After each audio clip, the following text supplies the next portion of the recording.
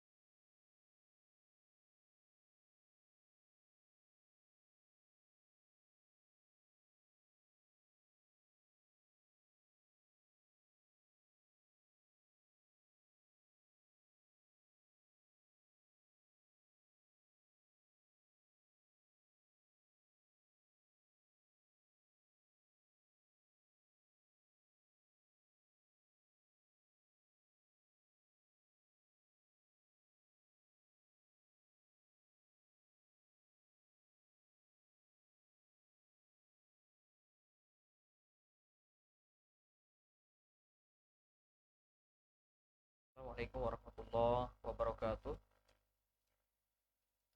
Alhamdulillahirabbil alamin. Wassalatu wassalamu ala asrafil anbiya'i wal mursalin wa ala alihi wa ashabihi wa man da'a bi da'watihi wal tazama bi tariqatihi wa ja'ala al-aqidatal islamiyatan asasan li fitrati wa ahkaman syar'iyyata ittiyasan li a'mali. Asyhadu an la ilaha illallah wa asyhadu anna Muhammadan abduhu wa rasuluhu la nabiyya ba'da. Allahumma shalli ala Muhammad wa ala ali Muhammad. Rabbi shrah li sadri wa yassir li amri wahlul 'uqdatam min lisani yafqahu qawli. Alhamdulillah, puji dan syukur kita panjatkan kehadirat Allah Subhanahu wa taala karena pada sore hari ini kita bisa berjumpa kembali di live streaming Facebook Ar-Risalah. Salawat dan salam kepada Nabi kita Muhammad sallallahu alaihi wasallam, karena dengan perjuangan beliau kita dapat mengenal Islam dan dapat menjadikan Islam sebagai pedoman hidup kita. Sobat muda, para pemirsa dimanapun berada, alhamdulillah bisa berjumpa kembali. Ini perjumpaan kita yang ketiga.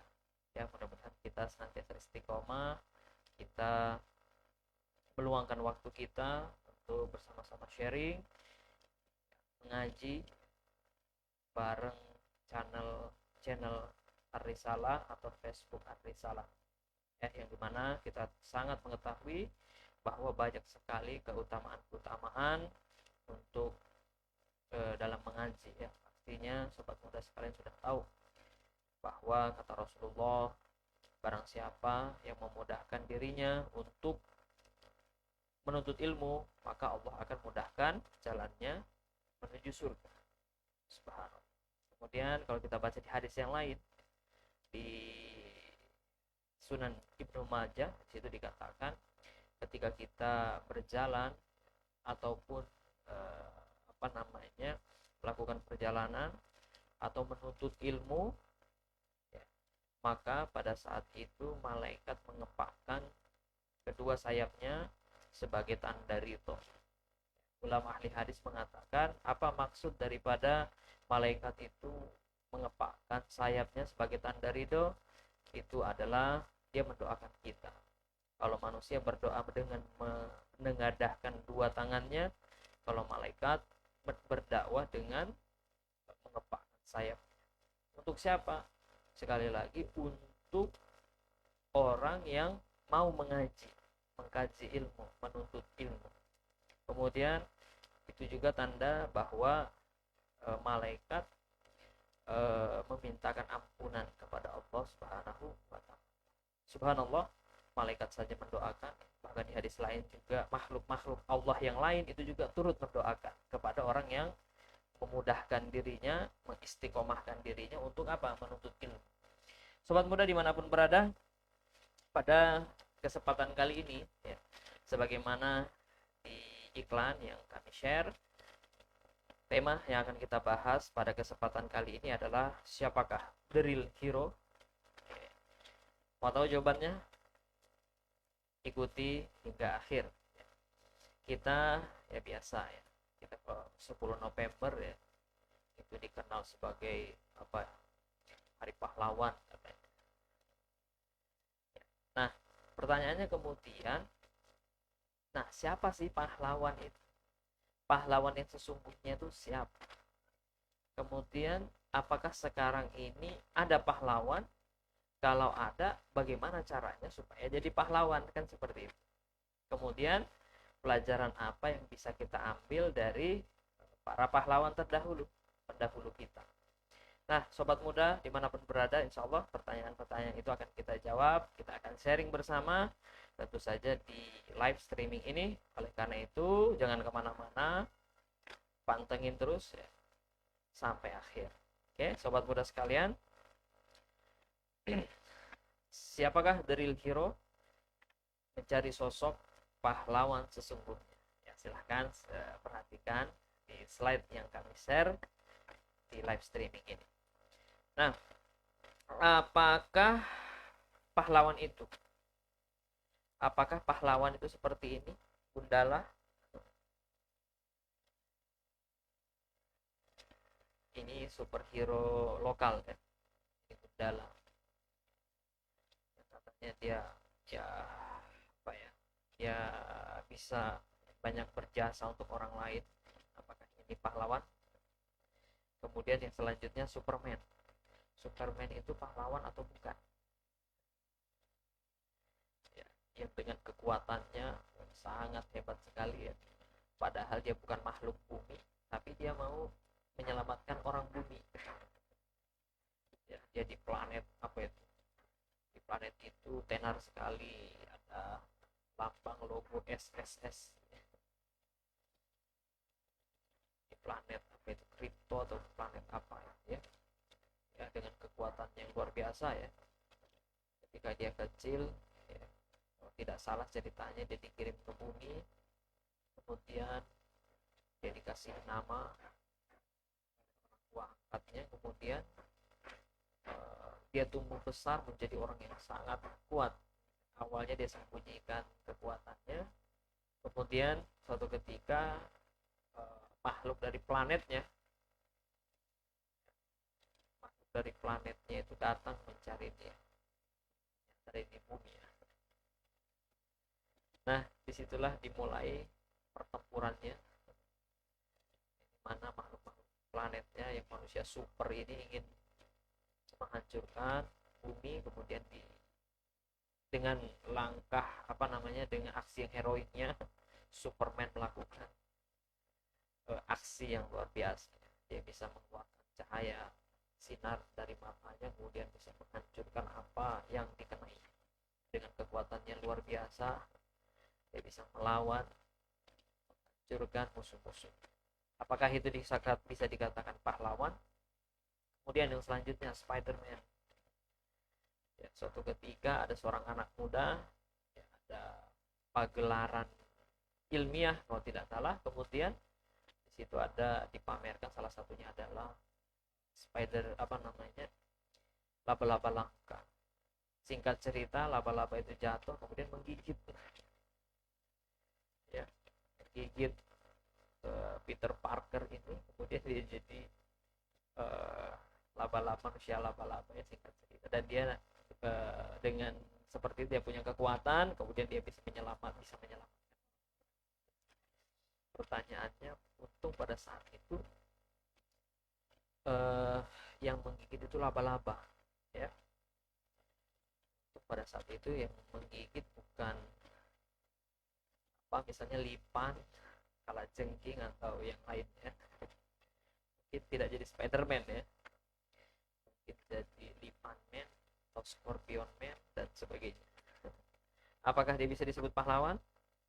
Begitu pula yang lainnya, Iron Man, apakah bisa dikatakan pahlawan? Dengan baju besinya yang canggih, kemudian dia bisa menghancurkan lawan-lawannya, bisa menyelamatkan umat manusia.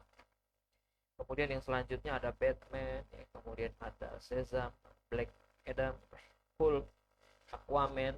Apakah mereka bisa dikatakan pahlawan karena mereka menyelamatkan orang banyak, menyelamatkan bumi dan seterusnya? Walaupun pada saat yang sama dia juga menghancurkan. Batman, ya Batman kan di mana-mana ngebom ya kan, hancur juga rumah-rumah orang. Hulk apalagi ya, di samping dia menyelamatkan orang, dia juga apa, uh, menghancurkan bangunan yang ada. Ya, itu kira-kira kalau dihitung berapa itu kerugiannya. Begitu pula superhero yang lain, memang sih yang diselamatkan orang tapi juga menghancurkan bangunan.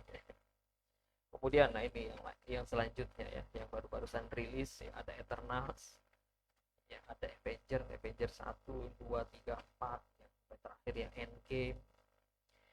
Kemudian yang di bawah apalagi Thanos ya.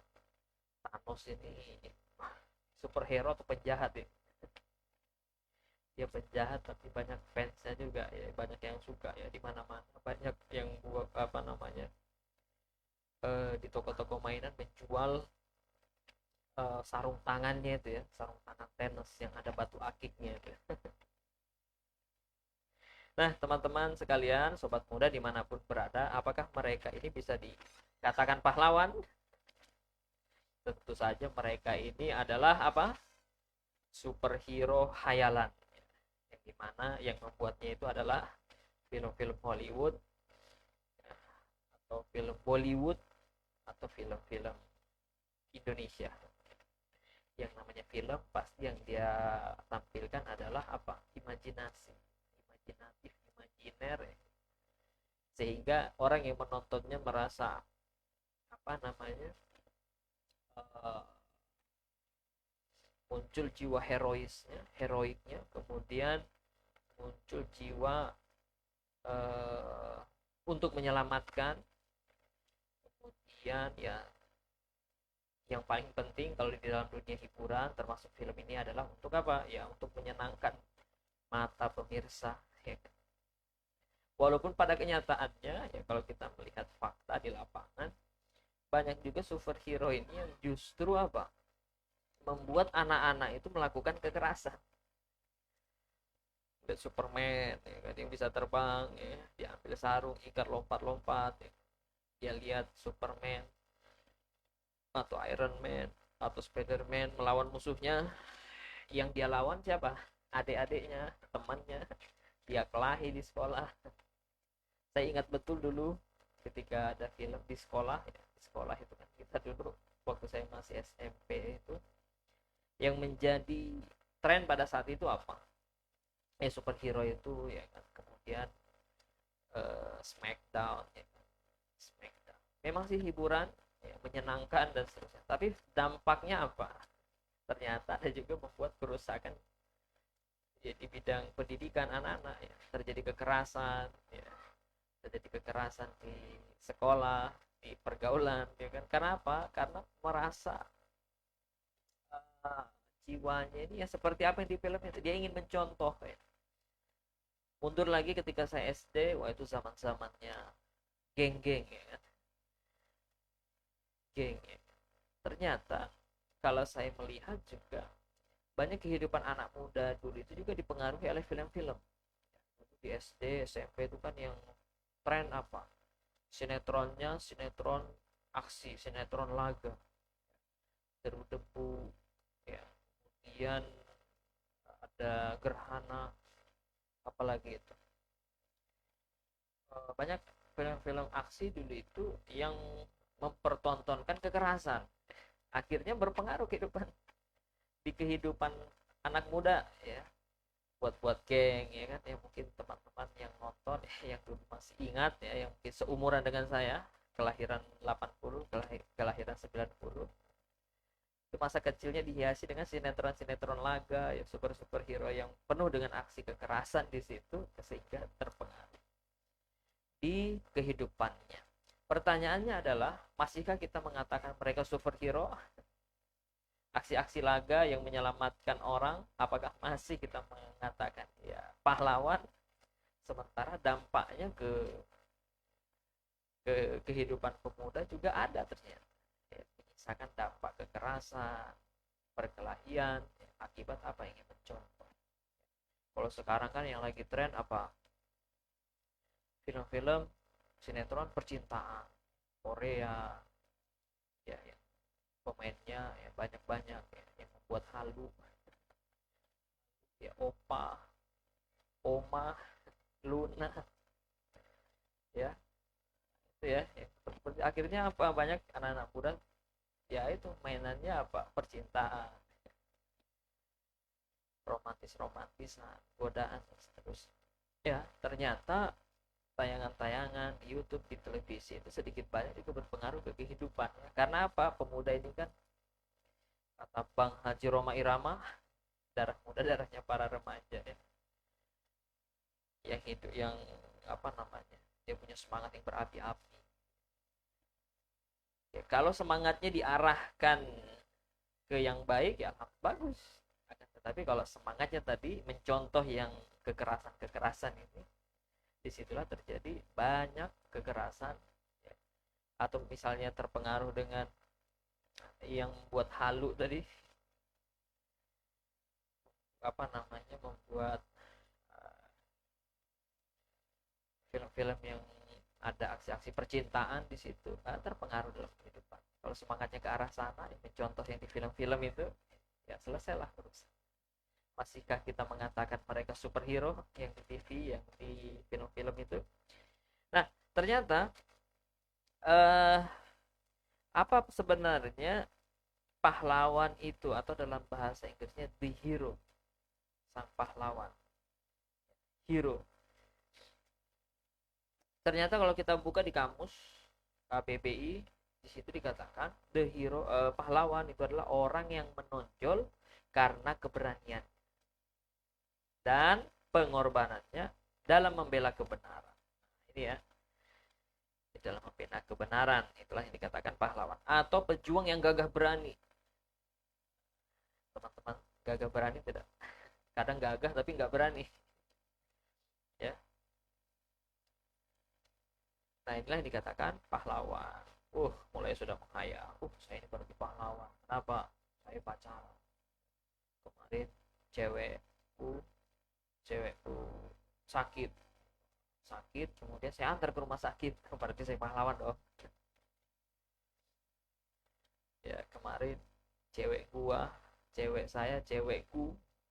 mau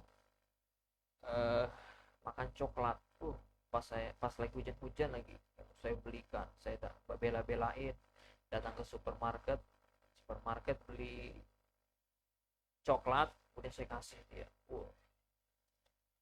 Ya, pas di tengah hujan-hujan lagi, untung aja enggak sambil nyanyi lagu India ya, pahlawan sekali tuh.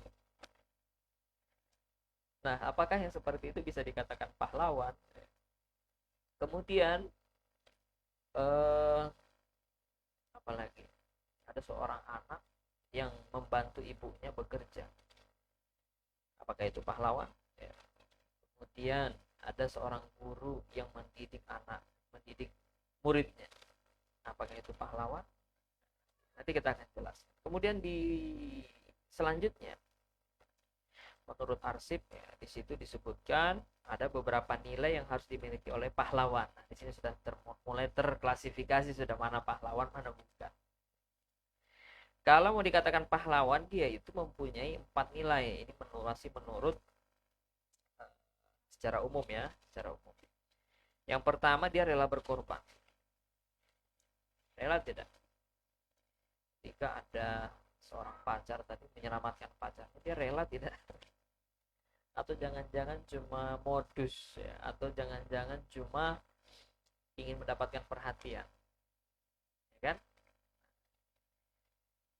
Atau tadi yang membantu betul ibunya karena dia cinta dengan ibunya, nanti bisa terklasifikasi di situ kan. Jadi kalau dia rela berkorban. Kemudian yang kedua, mengutamakan kepentingan orang banyak di atas kepentingan pribadi. Jadi kepentingan orang di sini berarti ada orang banyak kan. dari atas orang banyak itu kita lebih mengutamakan kepentingan orang banyak ketimbang kita pribadi, gitu ya.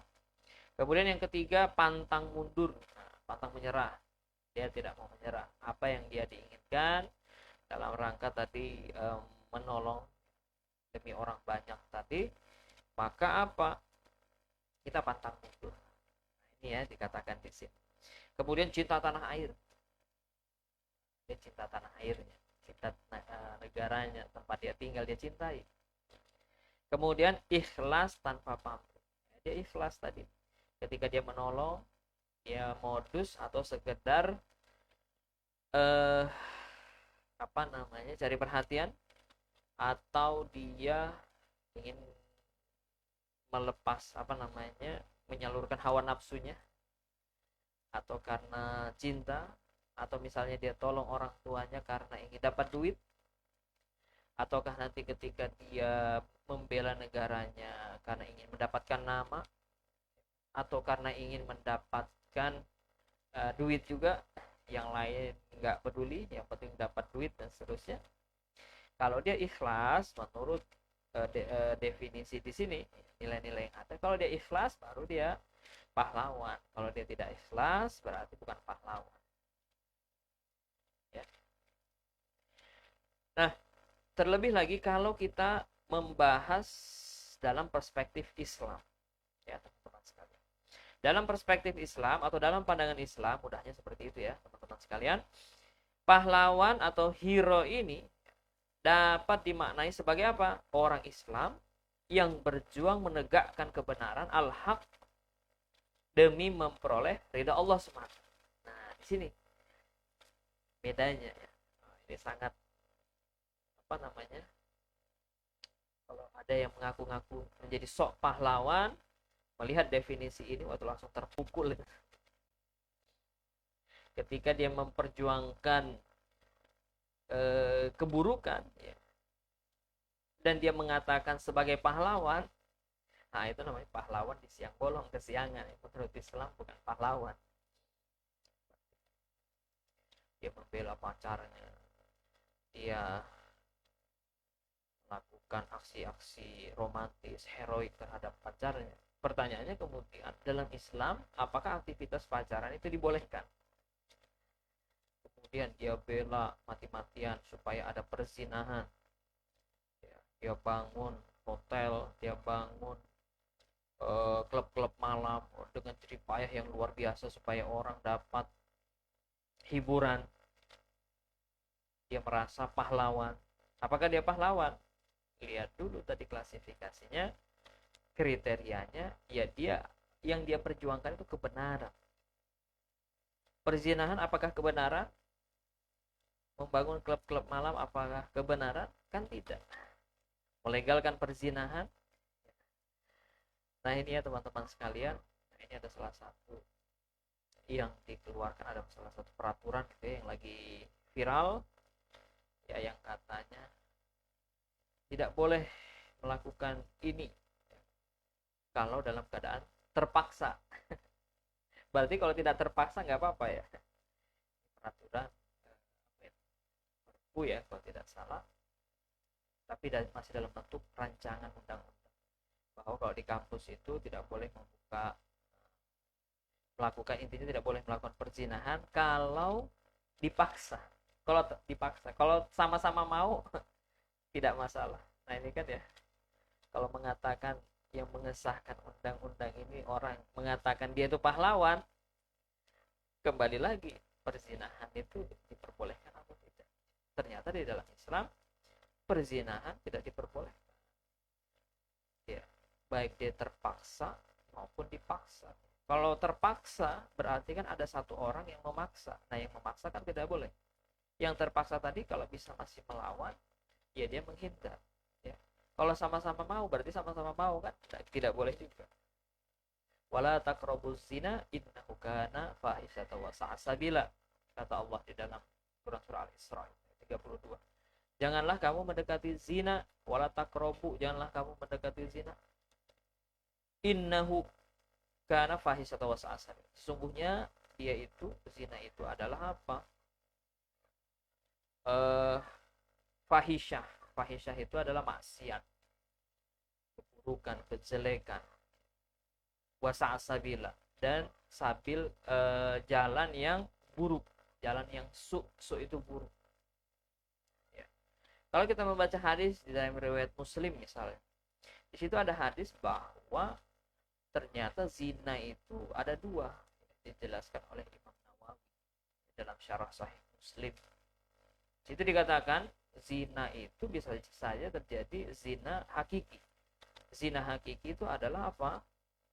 Zina ya melakukan hubungan suami istri yang tidak diperbolehkan, yang dimana zina ini itu terbagi dua, nanti ada ghairu muhsan, ada muhsan. Muhsan sama ghairu muhsan ya. Kemudian ada yang namanya zina majazi. Zina majazi ini ya zina tapi apa yang dia lakukan bukan seperti hubungan suami istri tadi, tapi yang dia lakukan apa? Zinanya mata. Di dalam hadis itu dikatakan zinanya mata dengan melihat apa? Yang syahwat. Zinanya tangan, memegang yang syahwat. Zinanya telinga dengan mendengarkan yang syahwat. Zinanya mulut dengan berkata yang syahwat. Zinanya pikiran dengan apa? Menghayalkan yang syahwat-syahwat. Itu termasuk zina majazi dan semuanya tidak diperbolehkan. Ya, teman-teman sekalian. Ketika ada yang merasa dia itu pahlawan, membuat aturan, tapi aturannya itu ternyata melegalkan zina, maka dia bukan pahlawan. Ada orang yang membela orang-orang yang tidak diperbolehkan dalam Islam aktivitasnya, maka dia bukan pahlawan. Ya, seperti itu. Kemudian pahlawan ini dalam Islam dia ingin apa? Memperoleh ridha Allah semata, tidak dengan yang lain. Nah, ikhlas di dalam Islam itu adalah ingin mendapatkan ridha Allah, bukan ridhonya manusia. Gitu ya. Jadi ikhlas itu sebenarnya ya niatnya ada untuk apa? Mendapatkan ridha Allah. Bukan sekedar ditanya ikhlas itu apa? Tidak mengharap apa-apa. Ridha Allah diharap tidak? Tidak, karena ikhlas kan. Ikhlas itu mengharap ridha Allah. Ada yang diharap. Apa yang diharap? Ridha Allah Subhanahu wa ta'ala. Lebih kalau kita membahas bahasan ulama itu ikhlas itu nanti ada tiga. Ada yang pertama hanya mengharap ridha Allah. Yang kedua mengharap ridha Allah plus surganya. Yang ketiga mengharap ridha Allah, kemudian dia juga ingin mendapatkan balasan di dunia. Nah, itu ada orang yang begitu juga ikhlas, tapi sama-sama ikhlas. Mendapatkan balasan maksudnya Allah membalas. Jadi ikhlas itu juga ternyata bisa, dia itu ingin balasan, tapi balasannya dari Allah Subhanahu wa ta'ala. Itu tingkatan ikhlas yang ketiga, kata para ulama. Nah, teman-teman sekalian, itu rahmati Allah Subhanahu wa ta'ala. Sosok pahlawan di dalam Islam terjawab sudah, bahwa dia berjuang menegakkan kebenaran al-haq dan ingin demi memperoleh ridha Allah Subhanahu wa ta'ala. Demi ridha Allah semata. Ya.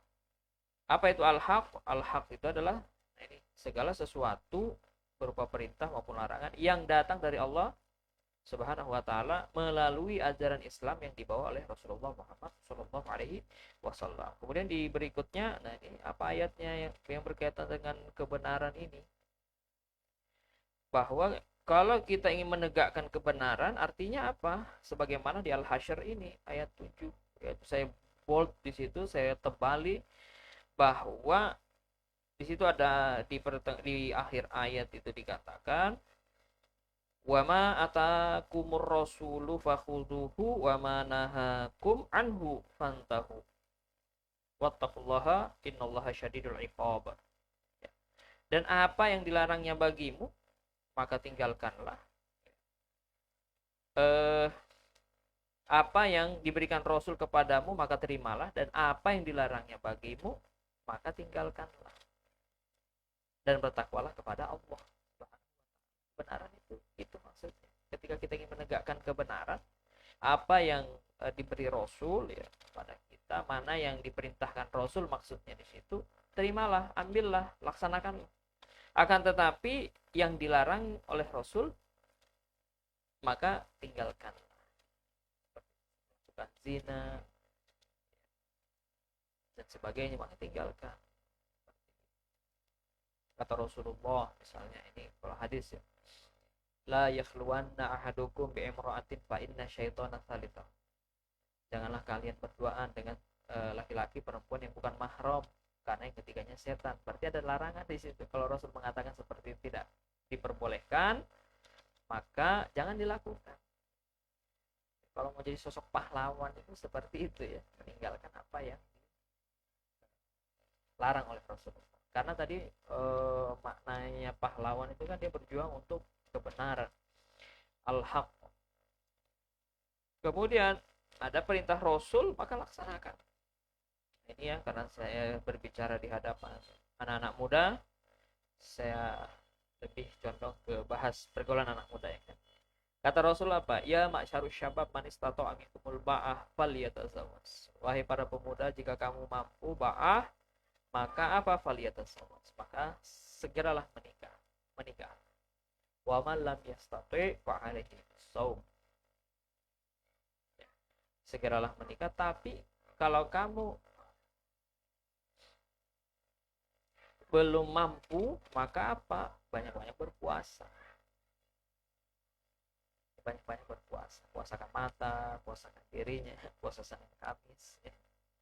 Puasakan diri dari perbuatan syahwat dan seterusnya. Orang kalau berpuasa itu kan menahan semua yang membatalkan puasa, ya termasuk syahwat, ya kan. Kalau diperturutkan kan batal puasanya. Masuk perutnya, ya orang kalau energinya lapar, ya kan, keinginannya akan dunia kan berkurang kan, seperti tinggal nanti bagaimana memanage seperti itu. Pak Ustadz, banyak juga tuh dia puasa tapi maksiat juga, dia puasa tapi pacaran. Itu namanya apa? Itu apa? Sifatnya seperti itu ya, tidak bisa memanage diri, tidak jaim. Jaim itu apa? Jaga iman, jaga iman. Nah, teman-teman sekalian yang dirahmati Allah Subhanahu wa taala, kembali ke pembahasan tadi bahwa pahlawan itu dia menegakkan kebenaran demi ridha Allah Subhanahu wa taala. Kemudian, nah ini tadi nilai kebenaran itu nilai apa? Nilai yang harus dipenuhi ketika seseorang itu bisa dikatakan pahlawan. Yang pertama rela berkorban. Ya dia rela berkorban. Karena tadi yang diharapkan itu kebenaran, ya dia rela berkorban untuk apa? Menegakkan kebenaran. Dia lihat maksiat, dia tidak akan ridho. Dia akan berkorban untuk apa? Menghindari atau menghilangkan kemaksiatan. Ya kan? Dia akan hilangkan. Dan dia tidak akan ridho. Dia akan berubah. Ya kan? Dia akan rela berkorban untuk kebenaran. Tapi begitu ada jalan untuk kemaksiatan, dia akan tinggalkan. Kemudian yang kedua, nilai kebenaran tadi ya, ini kalau perspektif Islamnya, mengutamakan kepentingan orang banyak di atas kepentingan pribadi. Dalam Islam kan juga seperti itu ya, membantu orang, ta'awanu alal birri wat taqwa wala ta'awanu alal udwan. Bertolong menolonglah kamu dalam kebaikan, albir, tapi jangan tolong menolong dalam apa? Ya dosa, dalam kemaksiatan nggak boleh. Tolong menolong itu dalam kebaikan, menolong orang tua, ya, dan menolong orang lain, bukan dalam rangka modus sama dia, tapi betul-betul dia butuh pertolongan ya kita tolong. Orang tua butuh pertolongan ya kita tolong. Tentu saja kita menolongnya dalam rangka kebaikan. Kalau orang tua menyuruh yang baik-baik, maka kita laksanakan. Akan tetapi kalau orang tua juga menyuruh yang nggak baik, yang menentang perintah Allah, maka juga tidak diperbolehkan kita menuruti. Justru kita harus mengingatkan, ya Pak, Bu, Bun, nggak boleh. bakti kita sama orang tua jangan melanggar bakti kita sama Allah Subhanahu wa taala. Gitu. Kemudian begitu pula ketika kita membantu umat, ketika umat sedang berada dalam keterbelakangan, keterpurukan, ketidakbangkitan, maka kita tampil di situ untuk apa? Membangkitkan umat, mengingatkan kepada mereka untuk kembali ke jalan Allah Subhanahu wa taala, kan? Agar mereka menerapkan aturan-aturan Allah Subhanahu wa taala. Nah, ini merupakan bagian daripada nilai-nilai yang ada pada sosok pahlawan. Nah, kira-kira ada tak yang seperti itu? Kalau ada seperti itu, wah ini ciri-ciri pahlawan sejati nih, the real hero. Kemudian pantang mundur ya. Ketika dia menyampaikan kebenaran-kebenaran itu tadi, dia pantang mundur. Ketika dapat cemoohan ya. Sebagaimana dulu di zaman Rasulullah Shallallahu alaihi wasallam, Rasul ketika ingin menyampaikan kebenaran kepada orang-orang kafir Quraisy pada saat itu, Rasul kan tidak hanya ya, kalau istilah sekarang terjadi harmoni. Ada katanya pejabat kalau dakwah harus harmoni. Rasul dulu ya, dakwah di tengah-tengah orang apa? Kafir Quraisy, orang-orang jahiliyah pada saat itu yang tidak menyembah Allah. Datang Rasul sendirian mendakwahi orang-orang yang tidak menyembah Allah itu dan membawa tauhid kepada mereka. Yang terjadi apa? Ya disharmoni. Akan tetapi apa? Sekalipun Rasulullah Shallallahu alaihi wasallam dilempari kotoran, dicemooh, ketika dia mengajak sahabat-sahabat juga dicemooh, diasingkan oleh keluarganya dan seterusnya, akan tetapi apa? Rasul pantang mundur, sahabat pantang mundur. Nah, ini sosok pahlawan sejati seperti itu, pantang mundur menyampaikan kebenaran walaupun ada kritikan-kritikan, masukan-masukan negatif, apa namanya, cemoohan dan seterusnya, selama itu kebaikan dia pantang. Ini sosok pahlawan, the real hero, pahlawan sejati, pahlawan sesungguhnya. Kemudian dia juga cinta tanah air. Pertanyaannya, Rasul cinta tanah air tidak? Cinta. Ada hadis mengatakan bahwa Rasul itu cinta dengan negerinya Arab, Makkah. Akan tetapi kecintaan Rasulullah Shallallahu alaihi wasallam pada negerinya, tanah kelahirannya, dibarengi dengan apa? Dia ingin tanah airnya, negaranya diatur berdasarkan apa? Aturan-aturan Allah Subhanahu wa taala. Dengan dilandasi tauhid tadi. Ya kan? Rasul seperti itu, cinta negerinya Makkah, Arab, tapi dia ingin aturan Allah tegak di situ. Makanya Rasul dakwah kan? Dakwah di negerinya ya. Rasul berdakwah di Makkah 12 tahun. Kemudian Rasul berpindah, berhijrah, ketika ada perintah hijrah, Rasul ke Madinah. Dakwah juga di situ. Kemudian kembali ke Makkah, ada istilahnya Fathul Makkah itu. Rasul dakwah. Dakwah itu intinya apa? Menyampaikan hukum-hukum Allah pada manusia. Menyampaikan aturan Allah, menyampaikan Al-Quran. Satu paket Al-Quran, menyampaikan hukum Allah, menyampaikan Islam, itu satu paket, sama maknanya. Kalau bahasa Arabnya mutarodif, sama. Sinonim ya, satu paket lah seperti itu. Nah, sobat muda dimanapun berada, itu yang dilakukan oleh Rasul. Cinta tanah airnya, dan dia ingin diri negaranya, tempat kelahirannya itu diterapkan aturan-aturan Allah, bukan aturan-aturan jahiliyah, kan seperti itu. Bukan aturan-aturan selain aturan Allah Subhanahu wa taala. Nah, ini mesti kita contoh, sahabat sekalian, sobat muda dimanapun berada, mesti kita contoh Rasulullah. Ketika kita cinta tempat kelahiran kita ya, ya kita ingin apa? Tempat kita ini betul-betul ya menerapkan aturan Allah. Kita tidak mau negeri kita ini dibenci sama Allah, kan kita nggak mau. Kita mau negeri kita ini diberkahi oleh Allah Subhanahu wa taala, baik dari langit maupun di bumi. Ada ayatnya kan, jika suatu negeri beriman dan bertakwa, maka Allah akan turunkan itu keberkahan dari langit dan dari bumi. Kita mau seperti itu kan ya, bukan kita mau azabnya Allah, bala dari Allah, kan kita tidak mau itu. Kita mau aturan Allah supaya Allah memberikan keberkahan dari langit dan dari bumi. Ya. Kita mencintai tanah air kita, tempat kita lahir, negeri kita, ya, sebagaimana Rasulullah mencintai negerinya. Dia ingin aturan Allah tegak di situ. Jangan sampai cinta kita terhadap negeri kita, tanah air, seperti cintanya Abu Lahab pada negerinya. Abu Lahab itu menentang Rasulullah, dia tidak mau aturan-aturan Allah ditegakkan. Ya, akan tetapi dia ingin menegakkan aturan-aturan apa? Jahiliyah. Ini ya, sobat muda sekalian, seperti itu. Ayo, mau seperti cintanya Nabi Muhammad SAW atau mau seperti cintanya Abu Lahab terhadap negeri? Pastilah kita ingin seperti Rasul kan? Ya, seperti Rasulullah SAW. Dan kita tidak ingin sedikit pun dijajah oleh orang lain. Ya, kita ingin mengatur negeri kita dengan aturan Allah dan tidak mau dicampur oleh orang-orang, dicampur tangani oleh orang lain. Kita tidak mau diperangi gitu. Kita tidak mau sejengkal tanah pun kita diambil oleh orang-orang asing misalnya yang ingin mengambil sumber daya alam kita. Kita tidak mau. Kita mau bagaimana sumber alam kita dikelola berdasarkan aturan-aturan Allah, ya, sehingga nanti membawa kesejahteraan dari langit maupun di bumi. Kita semua sejahtera, kemudian pakai aturan Allah Subhanahu wa Ta'ala. Kita tidak ingin dirampok, kita tidak ingin dijajah, kita tidak ingin dijajah pemikiran kita. Kita maunya apa? Menerapkan aturan Allah.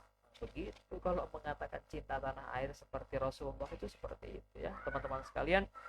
Kemudian berikutnya berikutnya itu adalah ikhlas. Ikhlas, kita ikhlas. Ikhlas itu kalau di dalam Islam, ikhlas itu mengharapnya ridha Allah Subhanahu wa Ta'ala. Kalau ingin mendapat balasan bagaimana? Mendapat balasan dari Allah Subhanahu.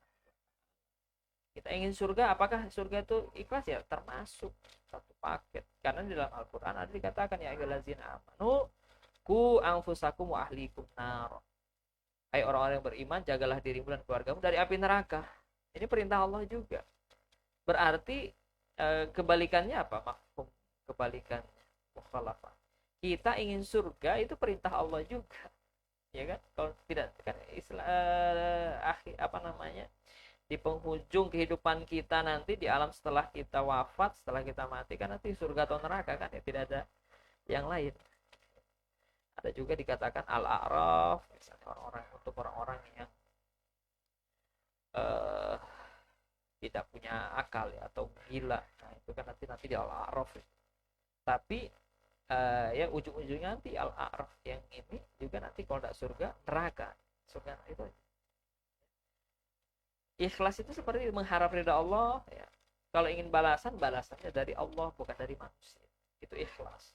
Ketika kita perjuangkan kebenaran, kita ingin aturan Allah ditegakkan, kita ingin menyelamatkan manusia, kita ingin berbuat baik kepada manusia, semata-mata ikhlas karena Allah Subhanahu wa Ta'ala, bukan ingin mengharapkan balasan, ingin mendapatkan suara, ingin mendapatkan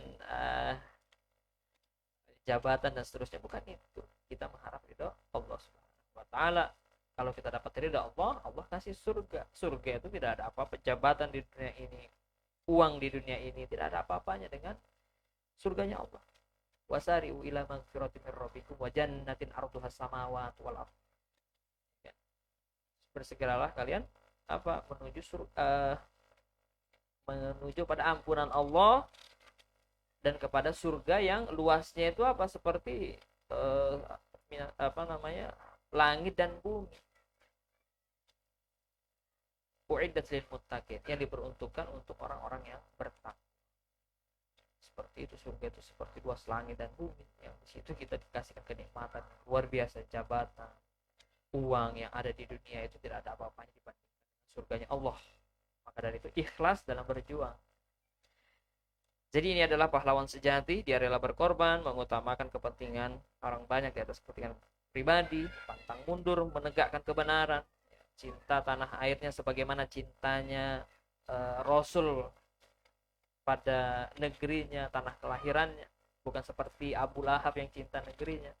Kemudian dia ikhlas lillahi ta'ala. Itu teman-teman sekalian.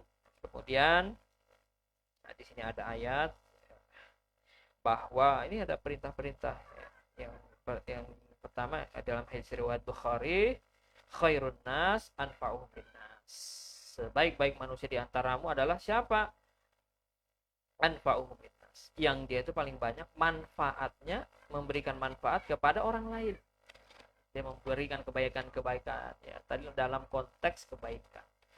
Ya, karena dalam Islam tidak ada tolong menolong dalam dosa dan keburukan, tidak, tapi dalam kebaikan. Ketika kita mengusahakan berjuang untuk kebaikan, manfaat ada bermanfaat bagi orang lain, itu dalam rangka kebaikan. Ya, perintahnya seperti itu. Kemudian dalam An-Nisa ayat 75 di situ dikatakan, mengapa kamu tidak mau berperang di jalan Allah? Berperang di sini maksudnya membela apa? Berperang di jalan Allah dan membela orang-orang yang lemah, baik laki-laki, wanita maupun anak-anak, yang semuanya berdoa, ya Tuhan kami, keluarkanlah kami dari negeri ini, maka yang zalim penduduknya, dan berilah kami pelindung dari sisi Engkau, dan berilah kami penolong di sisi Engkau. Ya, karena pada saat itu di Makkah kan luar biasa itu ujian terhadap dakwah kepada kaum muslimin pada saat itu. Ya, yang jelas pada intinya adalah apa? Ketika ada yang menjajah ya diperangi kan gitu.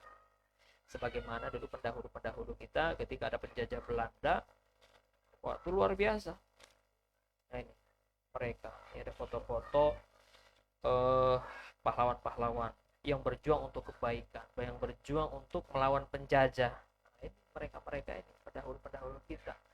Diponegoro, Tuanku Imam Bonjol, Pangeran Antasari, Cut Nyadin, ini bawa Cut Nyadin di samping itu Malahayati, ada pendiri NU, pendiri Muhammadiyah, ada Bung Tomo, yang dimana mereka berperang ya juga baik dengan senjata maupun dengan pikiran maupun dengan organisasi untuk melawan apa? Melawan kezaliman, melawan penjajahan dan seterusnya. Mereka berjuang. Mereka ya, kita lihat perjuangan, kalau kita baca sejarah Malahayati misalnya, salah satu pemimpin perang pada saat itu. Malahayati perempuan ya, karena pada saat itu dibutuhkan tentara perempuan, kemudian Malahayati ini bisa melawan orang Belanda. Jadi ketika ada ingin memberikan pelajaran kepada salah beberapa orang penjajah Belanda pada saat itu, dia lawan itu, perempuan lawan Belanda. Ya Belanda itu besarnya seperti apa orangnya kan, pasti jauh, kalah jauh dengan orang Indonesia kan, postur tubuh, tapi kalah sama Malahayati. Satunya babak belur, satunya sampai tewas kan, seperti itu lawan sama Malahayati. Kita lihat sejarah itu pula di Ponorogo, Tuan Bonjol pada saat itu melawan penjajah Belanda ya dengan trik-trik liciknya ya pada saat itu. Ini pengorbanan mereka, pantaslah mereka dikatakan pahlawan karena pengorbanan mereka luar biasa. Bung Tomo juga seperti itu.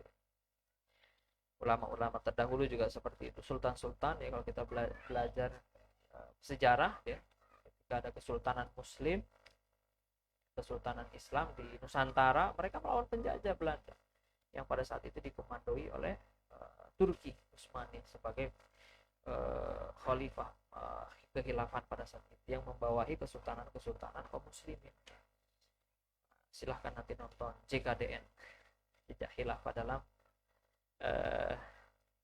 Jejak Khilafah di Nusantara. Nah, ini ada disutradai oleh Niko Pandawa ya, salah seorang sejarawan lulusan UIN Syahid Jakarta. Itu ada salah satu film dokumenternya, bisa nonton itu, search di YouTube JKDN.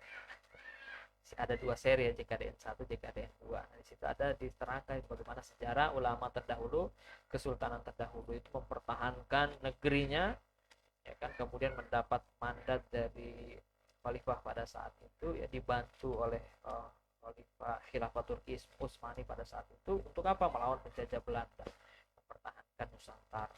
Subhanallah perjuangan mereka. Begitu pula sosok sahabat Rasulullah Shallallahu Alaihi Wasallam dan sahabat Rasulullah. Tadi sudah saya ceritakan bagaimana perjuangan Rasulullah secara singkat. Sahabat pun begitu. Ketika mendapat hidayah Islam melalui Rasulullah SAW, diajak berdakwah luar biasa. Mereka ikut, kemudian berjuang bersama Rasulullah, pantang mundur. Kemudian demi Islam, demi pada saat itu berjuang bersama Rasulullah, dia apa? Melakukan aktivitas-aktivitas dakwah walaupun di tengah kecaman orang-orang kafir Quraisy pada saat itu. Sebutlah misalnya Mus'ab bin Umair. Mus'ab bin Umair itu ketika dakwah sebelum masuk Islam, dia orangnya gagah, wangi, orang kaya, tampan, pokoknya artis lah zaman dulu. Ketika dia masuk Islam, kemudian gigih dalam Islam, tauhidnya kepada Allah mencengkeram kuat dalam dadanya, dia ketaatannya kepada Allah dan Rasulnya itu sangat kokoh. Kemudian diperintahkan Rasul untuk apa? Mendakwahi orang-orang Madinah pada saat itu. Akhirnya satu persatu orang Madinah didatangi, masih setiap rumah diketuk pintunya, kemudian apa? Menyampaikan hidayah Islam, menyampaikan kebenaran Islam. Dan ternyata apa? Orang-orang Madinah pada saat itu menerima Islam. Sehingga melalui tangan Mus'ab bin Umair ini ternyata apa? Madinah itu siap.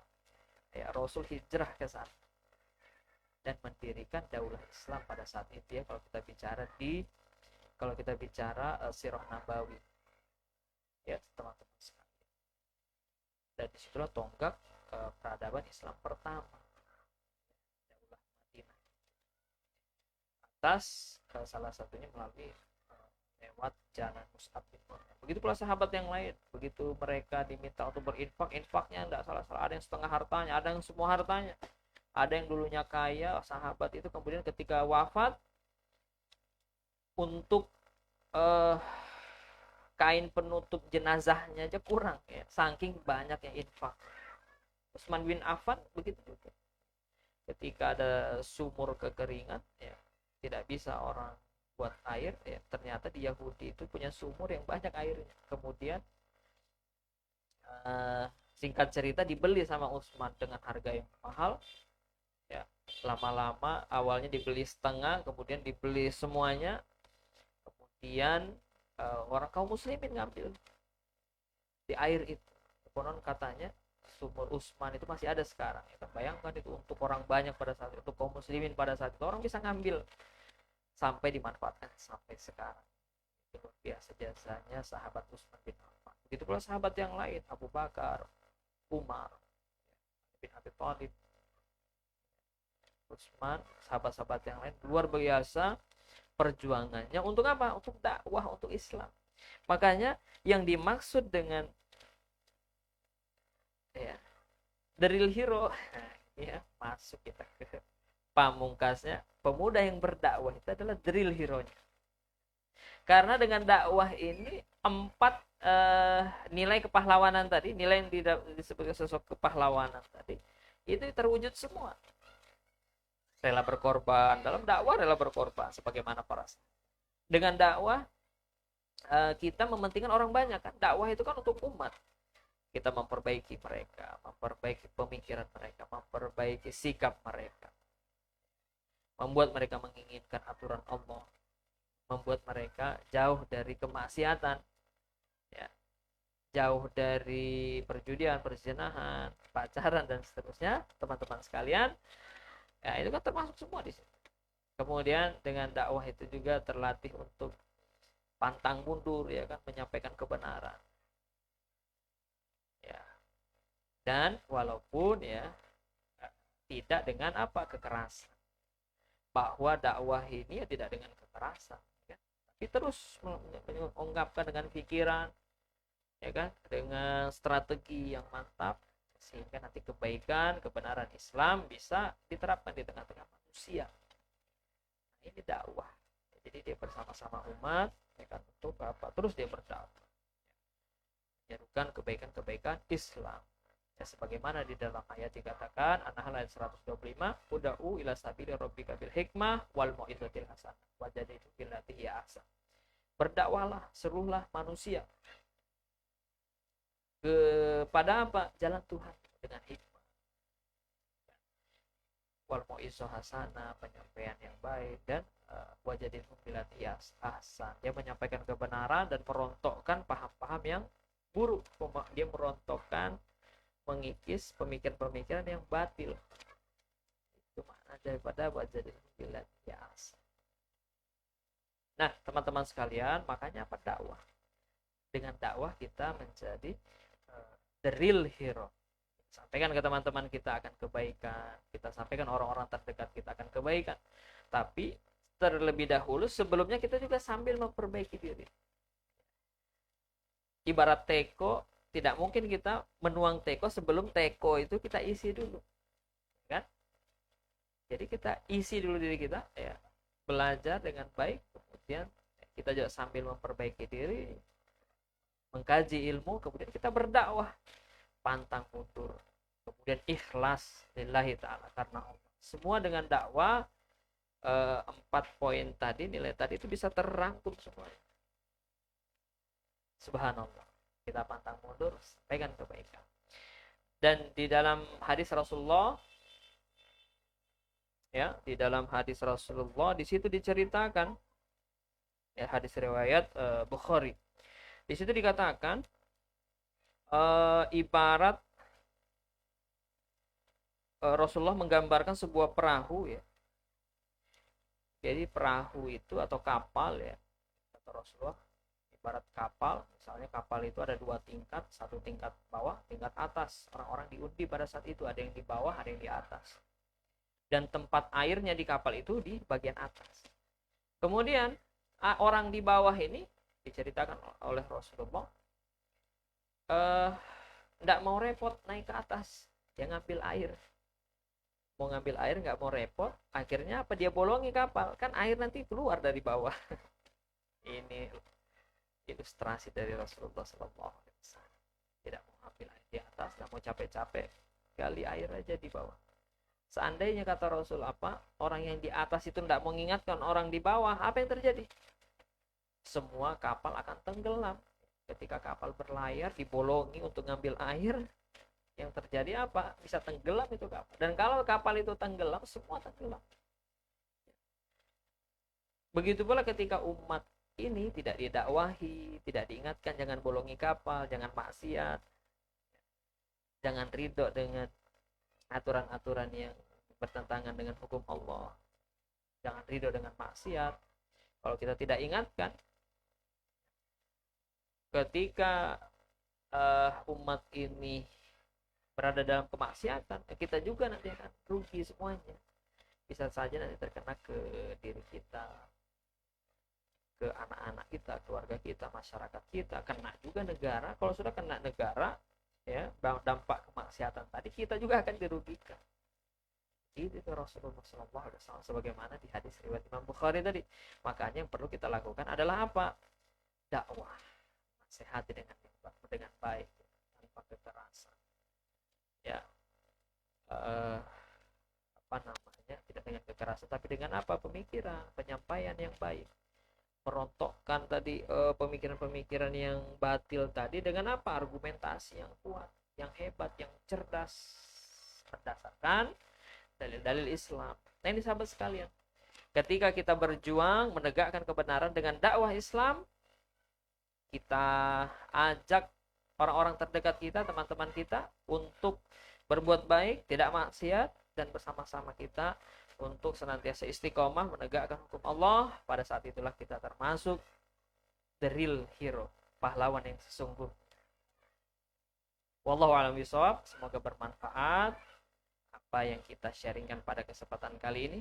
Mohon maaf kalau ada kekurangan, salah-salah kata. Kalau ada lebihnya, datangnya dari Allah. Kalau ada kurangnya, datangnya dari diri saya pribadi. Sekian.